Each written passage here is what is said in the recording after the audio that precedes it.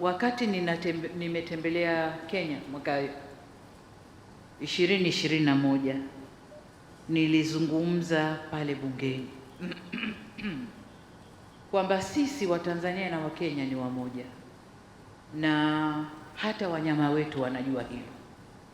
Nikawapa mfano wa wildebeest kule Serengeti na Masai Mara. Wale wanyama they are traveling with no borders, hawagongi pasipoti, hawalipi fees kwenye vikwazo, hawana chochote, wanaingia Kenya, wanarudi Tanzania. Na nzuri zaidi, wale wanyama anabeba uhai au ujauzito kwenye nchi moja, anakwenda kujifungua kwenye nchi nyingine kwa zile season zao. Sasa nikawauliza wabunge wa Kenya, mtoto wa wildebeest ana uraia gani? Uraia wa Kenya au wa Tanzania? Sababu ujauzito umebebwa huku lakini kazaliwa huku, ana uraia upi? Na you never know, inawezekana baba na mama si wote wa Tanzania, kule wakikutana kule kwenye heating system, inawezekana dume la Kenya ndio limepanda Tanzania. Sasa watoto wana uraia gani? Na hivyo ndivyo wa Kenya na Watanzania tulivyo. Hatuna budi, sisi ni watu wa ardhi moja, lakini ni watu wa destiny moja. Lakini yanayotokea haya ni kwa sababu ya selfishness, utandawazi, kusikiliza sana nje, mambo ya teknolojia, sijui mambo ya globalization, yanatugawagawa hapo katikati. Lakini ukienda kwa undani, leo tulikuwa tunafanya introduction kwenye mazungumzo yetu ya serikali, na katika introduction wakawa introduce magavana wawili wa provinces, wote wa Masai nadhani wale, lakini it happened wale pale, lakini wale nilikutana nao kwenye msiba wa marehemu Mheshimiwa Lowassa, and they were crying sawa sawa na Wamasai wa Tanzania, na wanasema tumeondokewa na ndugu yetu. Sasa sema wameondokewa na ndugu yao, wao wametoka Kenya, Lowassa Mtanzania, lakini walikuwa wanalia kama Wamasai wengine pale kwenye msiba. Kwa hiyo watu ni wale wale. On private sector engagement, we fully support the establishment of a Tanzania-Kenya Joint Business Council as the central platform for structured collaboration, and I'm very happy that the business communities have signed an MOU here to facilitate. Through sector-specific working groups, we will ensure continuous engagement and translate private sector priorities into investments, partnerships, and measurable outcomes. Beyond the Joint Business Council, we will institutionalize the Tanzania-Kenya Business Forum as an annual platform to review progress, track implementation of commitments, and unlock new opportunities. The forum we have had here today, and I want to encourage the private sector. If you want to make things easy, get partners from Kenya into your business and get partners from Tanzania into your business. That way, you will have the ear of government on both sides, and we will unlock all these transactions much more easily. What we are offering is that this forum we are having today in Tanzania, let us have it next year in Kenya, and the following year in Tanzania, and the following year in Kenya, until we make this market one seamless market. Kwa nasema watu wa Tanzania na Kenya ni wale wale. Hata jamaa zangu wa Kipemba Mbarawa yuko hapa. Kuna waziri anaitwa Mbarawa, lakini Wabarawa ni wa Kenya na hawa ni Wapemba wale originate Kenya kule. Kwa watu ni wale wale. Hatuna haja ya kugawana, hatuna haja ya kushangilia maovu yanayotokea upande mmoja na upande wa pili wakashangilia. Sisi yanapotokea maovu Kenya, ni maovu yetu, tushirikiane kuyaondoa. Yanapotokea maovu Tanzania, vivyo hivyo. We must empower the private sector to lead. Government's role is to de-risk, enable, and accelerate. Your role as business leaders is to invest, innovate, and integrate. A target of $500 million in new cross-border investments and $1 billion in trade over the next 3 years is ambitious, but entirely achievable if we act with purpose and alignment. Arising from this forum, we are making clear, actionable commitments. On non-tariff barriers, I have said we must transition from seemingly endless discussion to execution. Our governments will establish a joint mechanism to eliminate all outstanding barriers, publish a time-bound resolution plan, and implement a continuous monitoring system to ensure new barriers are addressed swiftly and conclusively.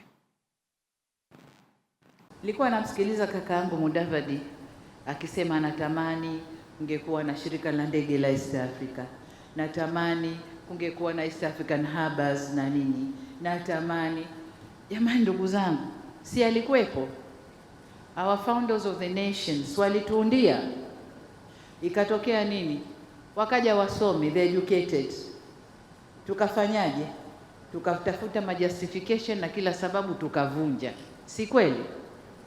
Lakini baadaye tukaona we were wrong. Tukajiunda tena. And now this is a time of the learned. Akina sisi. Wale walikuwa educated, sisi learned. We learned from the past experiences. Si ndio?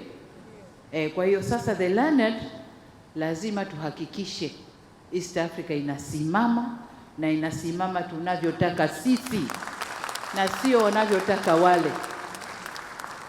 Tunavyotaka sisi na sio wanavyotaka wale. Tuna mengi ya kufanya na kufanya East African Community ni community kubwa ya kiuchumi inayojielewa, inayoweza kusimama yenyewe. Tuna mengi ya kufanya. Ndugu wangu Ruto amecite some few example hapa, lakini tuna mengi ya kufanya ambayo yanaweza akatufikisha pahali pazuri na East Africa ikawa ndio community au jumuiya ya kutegemewa na inayoheshimika duniani. Your deliberations have not only identified concrete opportunities to deliver deeper collaboration, but have also clearly highlighted the practical constraints that must be addressed decisively and conclusively. Your Excellency, the Kenya-Tanzania partnership is anchored in deep historical ties and a shared vision for prosperity.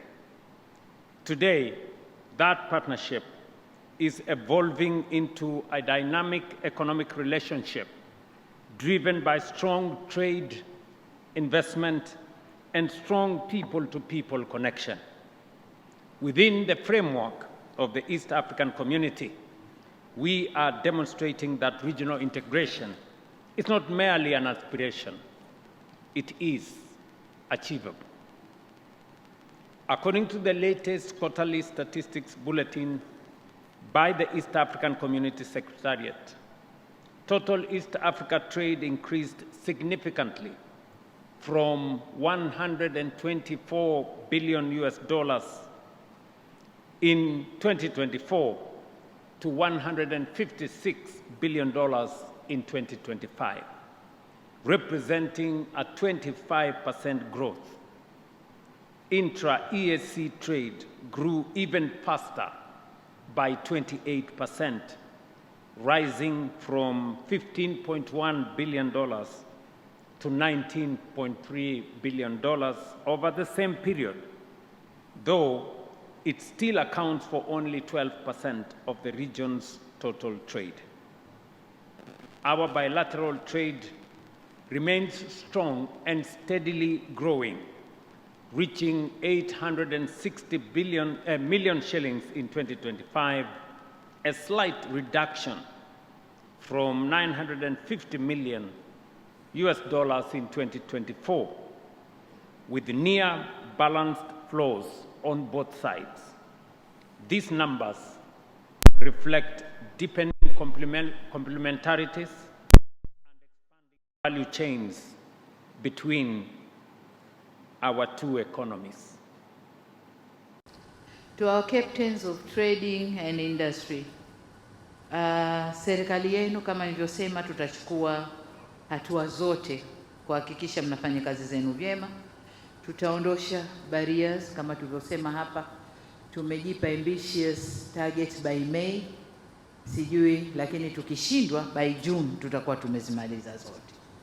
Lakini pia tutarekebisha sheria zetu pale pote sheria zenye kwenye utata, will make sure our laws are abiding with the nature of our trading and investment within our two countries. Lakini pia tutajenga infrastructure inayohitajika.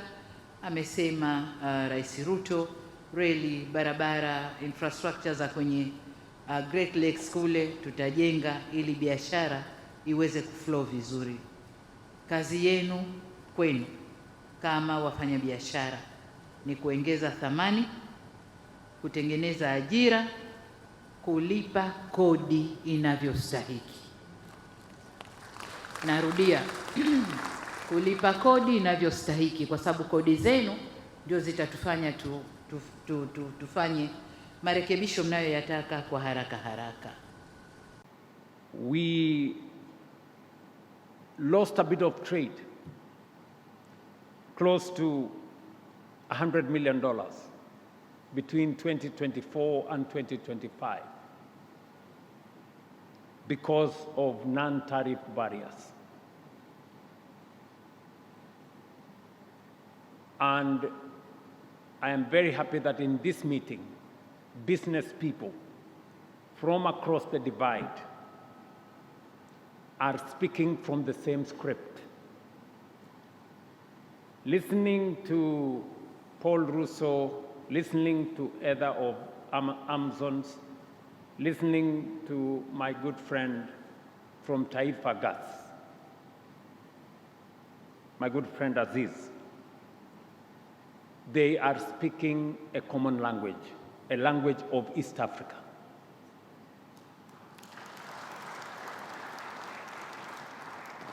The reason why we are losing trade, we should have crossed by now the $1 billion mark. But instead of making progress, we are making progress in the opposite direction. And it is because there are some people, bureaucrats at the borders, who are erecting roadblocks and creating barriers to our businessmen and women and reducing the trade between our countries. I want to tell us that it is said you cannot share poverty, but you can share wealth. We must allow our business people to create wealth because we have an opportunity to share what we have. We cannot share what we don't have. And it is very important, and it is the reason why I have undertaken this state visit on the invitation of my sister, President Samia Suluhu. Not because I lack something to do in Kenya, not because I am a tourist. Na sijakuja hapa matembezi. I have come here because we have serious business between our two countries and we share a common destiny. And I like the statements that have been made here. We want to recalibrate our relationship. We want to re-engineer our engagement because, as has been said here, Kenyans are not enemies of Tanzanians, and Tanzanians are not enemies of Kenyans. Our enemy is poverty, unemployment, and lack of development. And we can confront this enemy together. We will succeed together. The sooner and the faster we understand that, the better for all of us, and the sooner we find the solution. Nilikuwa namsikiliza kaka yangu Mudavadi akisema anatamani kungekuwa na shirika la ndege la East Africa. Natamani kungekuwa na East African Harbors na nini. Natamani, jamani ndugu zangu, si alikuwepo? Our founders of the nations walituundia. Ikatokea nini? Wakaja wasomi, the educated. Tukafanyaje? Tukatafuta majustification na kila sababu tukavunja. Si kweli? Lakini baadaye tukaona we were wrong. Tukajiunda tena. And now this is a time of the learned. Akina sisi. Wale walikuwa educated, sisi learned. We learned from the past experiences. Si ndio? Kwa hiyo sasa the learned lazima tuhakikishe East Africa inasimama na inasimama tunavyotaka sisi na sio wanavyotaka wale. Tunavyotaka sisi na sio wanavyotaka wale. Tuna mengi ya kufanya na kufanya East African community ni community kubwa ya kiuchumi inayojielewa, inayoweza kusimama yenyewe. Tuna mengi ya kufanya. Ndugu wangu Ruto amecite some few example hapa, lakini tuna mengi ya kufanya ambayo yanaweza akatufikisha pahali pazuri na East Africa ikawa ndio community au jumuiya ya kutegemewa na inayoheshimika duniani.